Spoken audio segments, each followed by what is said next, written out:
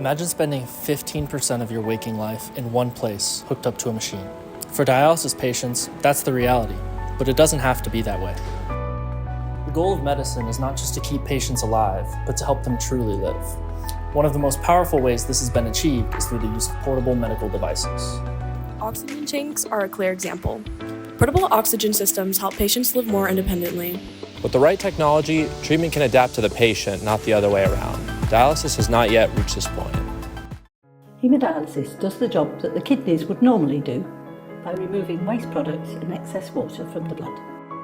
Dialysis treatment lasts for between 3 and 5 hours at a time and happens 3 times a week. As shown, patients typically undergo in-clinic treatment for about 15% of their waking time. At the same time, dialysis presents another major challenge: excessive water consumption. With over 500,000 patients in the US, and each treatment using approximately 100 gallons, dialysis accounts for more than 10 billion gallons of water annually, or what 140,000 households would use in a year. To address the limited portability and high water consumption of dialysis, we developed Water Economy, a portable dialysate recycling system designed to enable fluid reuse during dialysis. This project was designed by Team 26062, an interdisciplinary group consisting of 2 biomedical engineers, Boston and Connor, 3 biosystems engineers, Abby, Lily, and Bella, and 1 electrical and computer engineer, Sebastian. Together, we make up Team 26062 and are excited to share our project, Water Economy. Before designing the system, we conducted background research to better understand portability and water use in dialysis. At Banner Hospital, we observe the clinical environment where patients receive treatment. We also studied the NX stage, the current industry standard for at-home dialysis. We also examined the role of water in dialysis by observing how water was treated, used once, then was sent to the sewer system. From this, Water Economy's objectives became clear: to treat and recycle spent dialysate to reduce water consumption and create a portable system to increase patient freedom. Water Economy was designed directly around our major requirements. Each requirement shaped a specific part of the device, and each subsystem was verified to ensure it met that requirement. Requirement 7.1 Water Quality states, the system shall restore processed dialysate to necessary water quality standards. Meeting this requirement dictated the entire filtration subsystem. We needed components to remove bacteria, urea, ions, and dissolved solids that are contained in dialysate. This subsystem begins with UV sterilization to remove bacteria like E. coli. The dialysate then passes through the activated carbon and urease filter. Activated carbon removes organic compounds and chemical impurities, while urease breaks down urea into smaller molecules that can be removed through the next filter, deionizing resin. DI also removes all other charged ions like heavy metals and phosphate. Finally, reverse osmosis removes the remaining dissolved solids and trace contaminants.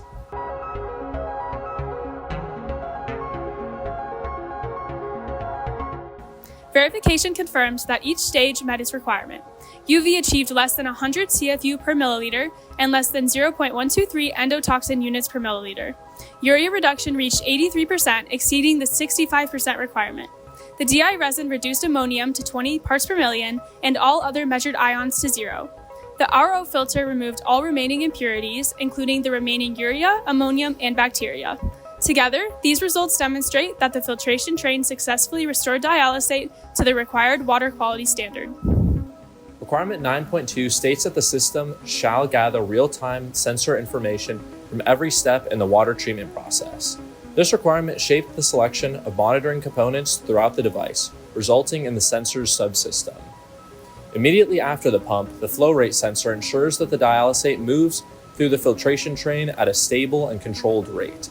In the output tank, the pH and conductivity and TDS sensors monitor the treated dialysate in real time, confirming that the water meets required quality standards before reuse.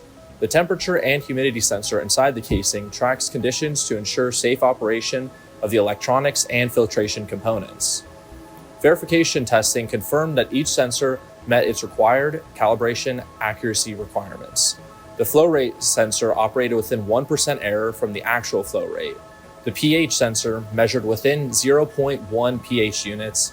The conductivity and TDS sensor measured well beneath their respective limits, and the temperature and humidity sensor met its calibration thresholds. So requirement 9.1 states this shall include a GUI that displays information in a user-friendly format and allows the user to control the device's power.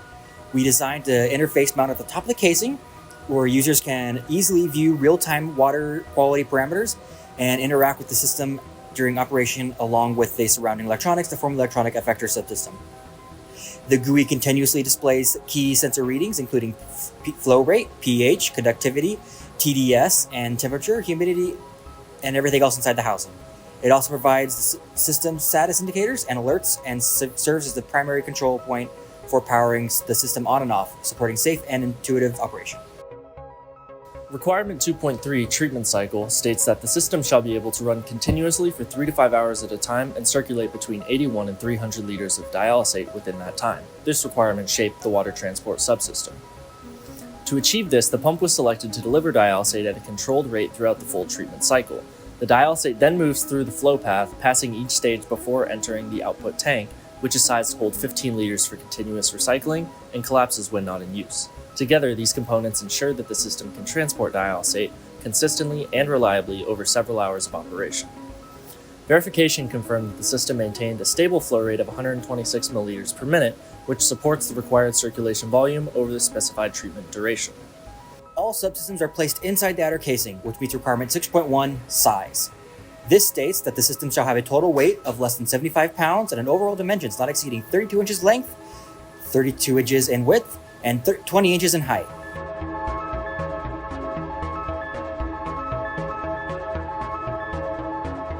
This is water economy.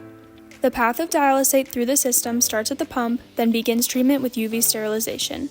Next, the fluid moves into the activated carbon and urease filter, then the DI resin filter, and finally the RO filter.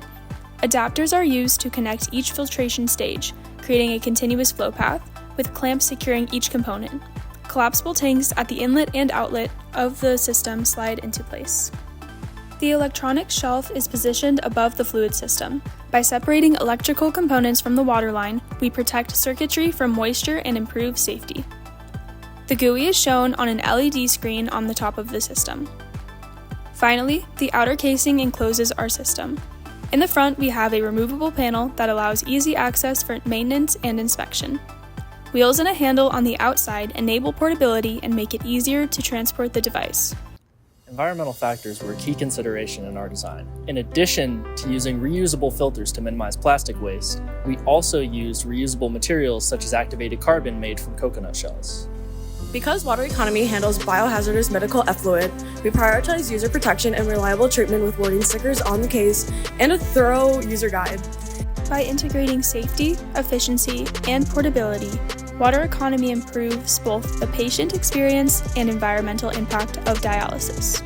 Ultimately, water economy brings dialysis closer to a future that is portable, sustainable, and patient-centered. Team 26062 would like to thank our mentor, Don McDonald, and our sponsors, Dr. Marvin Slepian and Dr. Beijing Thachading, for their support. Thanks for watching.